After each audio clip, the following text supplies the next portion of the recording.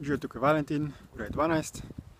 Danes bom pogovoril o telesni lepoti in o tem, kako so zgrešene predstave mnogih ljudi glede tega. V naši družbi je tako, da ko opazimo nekega človeka, običajno vidimo njegovo zunanjost, njegovo fasado, njegovo obleko, zunanjo podobo, obraz, pričesko in tako naprej.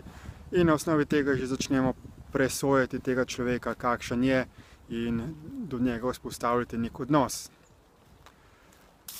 Kot pa sem že povedal, če raziščemo realnost življenja, je tako, da mi kot živa bitja smo v tem telesu trenutno začasno inkarnirani in naše fizično telo je samo naše kratkotrajno vozilo. Če se torej navežemo na naše fizično telo, na našo zunanjo podobo, se torej s tem zelo omejujemo. In v naši družbi tudi zelo cenimo ljudi, ki na zunaj privlačno izgledajo, ki so, temu rečemo, lepi, na videz lepi, in taki ljudje potem tudi pozirajo na raznih plakatih, igrajo v televizijskih serijah, so nek ideal človeštva, po katerem naj bi se vsi zgledovali. Ko se torej sreča nekega človeka in se ga na zunaj definira kot lepega, tak človek potem običajno pritegne pozornost v družbi in potem, recimo, da je to punca, tako punco moški začnejo osvajati, in pa seveda tudi kakšne lezbike, če so vmes. In tukaj se potem razvije poželenje po tem, da bi se vzpostavil takojšen odnos za to osebo, izključno na osnovi zunanjega videza, brez da bi se to osebo sploh spoznalo. Potem pa v povezavi z zunanjim videzom obstajajo določeni kolektivni predsodki, predstave, češ da osebe, ki so lepe, da jim je mar samo za zunanjo podobo, da so pohušljive, da jim je v interesu biti za čim več partnerji, da te osebe niso zmožne nekega globjega, dolgotrajnega odnosa. In to potem seveda tudi take osebe prizadene, ker ni nujno, da osebe, ki jih na zunaj definiramo kot lepe, da so dejansko takega karakterja, oziroma večina ima zaradi te svoje zunanje podobe tudi zelo velike probleme. Slišal sem pričevanja mnogih ljudi, mnogih oseb, mnogih živih bitij, ki so se inkarnirala v telesa, ki so v naši družbi obravnavana kot lepa, in kako so imeli zaradi tega tudi številne probleme.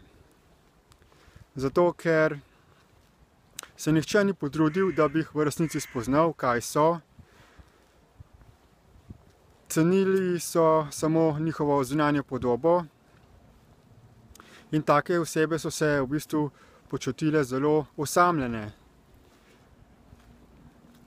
Krvavo so iskale neko osebo, ki bi bil zainteresiran za to, da bi jih dejansko spoznala v globino, njihove navade, njihove želje, naravo, in da bi bil tak partner tudi nek dolgoročen življenjski partner lahko za njih. Tako da telesna lepota, glede na to, da je v naši družbi tako zelo opevana, je po drugi strani za te ljudi tudi lahko zelo veliko prekletstvo. In tudi nekatere osebe, ki so v modni industriji, ki jih rekrutirajo zaradi njihove zunanje podobe, potem postanejo tako zelo obsedene z nekimi lepotnimi ideali, da kljub temu, da jim drugi ljudje stalno govorijo, da so lepi, da jih neprestano najemajo za neke modne fotoshootinge in snemanja, da potem postanejo odvisne od te zunanje podobe in nikakor se ne morejo počutiti dovolj lepe. Kljub temu, da so povsod v medijih, imajo lahko nekatere od teh oseb določeno slabo samopodobo, se sami sebi zdijo grde in potem želijo postati še bolj lepe, še bolj v skladu z nekimi lepotnimi ideali, ki so v zadnjem času tudi v smislu neke vitke postave, in zaradi tega se potem razvijajo razne vedenjske in prehranske motnje, kot so anoreksija in bulimija. In tudi v družbi, ki take ljudi vase potegne, so tudi zelo pogosto prisotni alkohol in droge in nasilje in posilstva in izsiljevanje. Zato lahko take osebe zelo trpijo. Zato predlagam vsem, da ne presojajo ljudi na osnovi zunanje podobe, da se ne delijo na prvi videz, na prvi pogled ljudi na privlačne, na neprivlačne, na grde ali lepe, ampak da si vsak vzame čas, da dejansko spozna, kaj ta oseba je.